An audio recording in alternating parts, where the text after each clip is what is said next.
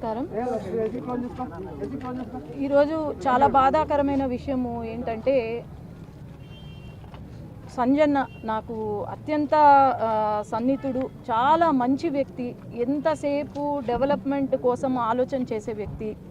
కుటుంబం మొత్తం, వాళ్ళ కొడుకు వచ్చేసి కార్పొరేటరు, ఎన్నికల ముందు నుండి ఎంతో చక్కగా మన పార్టీ గెలవాలని చెప్పి పనిచేసుకుంటూ, నా గెలుపుకి కారణమైన కార్యకర్త ఒకడు, ఒక దళిత వర్గానికి చెందిన సంజన్న గారుని అతి దారుణంగా చంపడము అనేది చాలా బాధాకరమైన విషయం ఇది.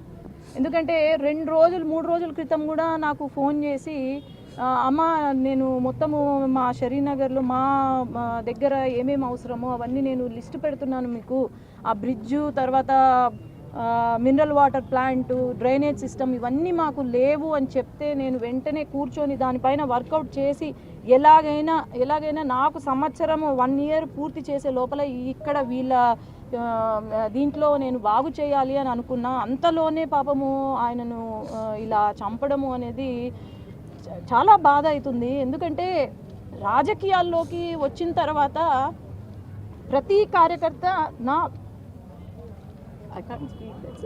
నా కుటుంబంతో సమానం అనుకున్నా. ఈరోజు నా కుటుంబంతో సమానమైన కార్యకర్తలు ఈరోజు పోగొట్టుకున్నా. ఎప్పుడైనా గుర్తుపెట్టుకోండి, రాజకీయాలంటే, లేకపోతే ఇంట్లో ఏమన్నా సమస్యలు ఉన్నా కూడా ఇది కాదు చేయాల్సింది. ఒకరిని చంపితే మనకి ఏమీ రాదు, మీ జీవితాలు నాశనం అవుతాయి తప్ప ఏమీ కాదు. నేను అవన్నీ చూసి వద్దు అనుకొని ఈరోజు రాజకీయాల్లోకి దిగాను. ఎంతో మంచి కార్యకర్తల్ని ఈరోజు పోగొట్టుకున్నాను. చాలా బాధ అవుతుంది.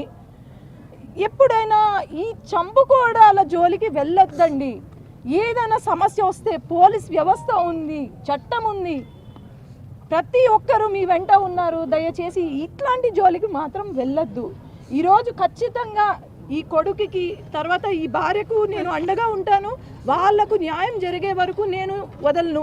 వీళ్ళ బాధ్యత నాదిగా ఈరోజు నేను ముందుకు వెళ్తాను.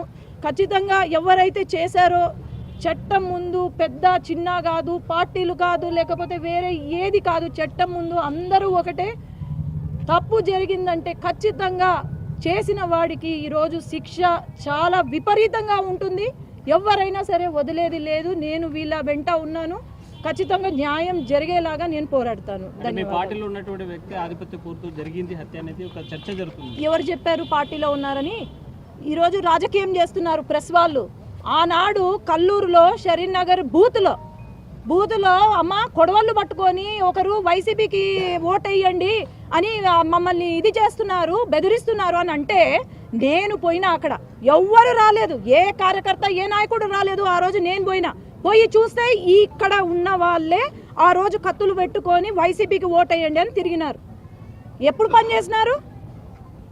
ఎప్పుడో వర్గాలని బయటికి తీసి మీరు రాజకీయం చేస్తున్నారే తప్ప ఏ పార్టీకి చేసినారు వాళ్ళు? ఇప్పుడు నేను ప్రెస్ మీట్ పెట్టినాను, చెప్పినానా ఈ మాట వాళ్ళు వైసీపీకి చేసినారు అని నేను చెప్పినానా? లేదే, చెప్పలేదు. వీళ్ళ న్యాయం కోసం నేను పోరాడతాను అని అంటున్నాను, అంతే తప్ప దీన్ని రాజకీయం కాదు. వర్గపోర్లు ఉన్నాయి, వర్గపోర్లు కాదు, ఎప్పుడో నుండి వీళ్ళకు ఉన్నాయి, గొడవలు ఉన్నాయి. ఆ గొడవలు కాస్త ఎక్కువ అయిపోయాయి, అంతే తప్ప పార్టీ అసలు ఎప్పుడు మా పార్టీ కండువా ఎప్పుడైనా కప్పుకున్నాడా? ఎవరైతే వాళ్ళు ఉన్నారో ఎప్పుడైనా చూసారా? లేదు కదా. మరి ఎట్లా ముద్ర వేస్తారండి మా పార్టీ వాళ్ళ పార్టీ అని? న్యాయం జరిగేలాగా మనం పోరాడదాం ఇక్కడ, అంతేగాని దీన్ని రాజకీయం చేయొద్దండి. వాళ్ళు ఏ పార్టీకి సంబంధం లే, ఎక్కడ అధికారం ఉంటే ఎక్కడ ఉన్నా పోతారు వాళ్ళు. మీకు తెలిసి ఉంటుంది, ఎక్కడైనా పోతారు, ఏ నాయకుడి దగ్గరికైనా పోతారు, ఎవరి దగ్గరికైనా పోతారు వాళ్ళు. ఇప్పుడు ఒక కార్యకర్త కాదు, ఎవరైనా మనిషి అధికారంలో ఉన్న వాళ్ళకు వాళ్ళ పనులు చేసుకోవడానికి వస్తారేమో. మన వైసీపీ వాళ్ళ దగ్గరికి పోతారు, బీజేపీ వాళ్ళు, జనసేన అన్ని దగ్గరలో పోతారు. అట్లని మీరు దానికి ఎందుకు ఒక మార్క్ వేస్తారు? ఏం చర్చ జరుగుతుందన్న?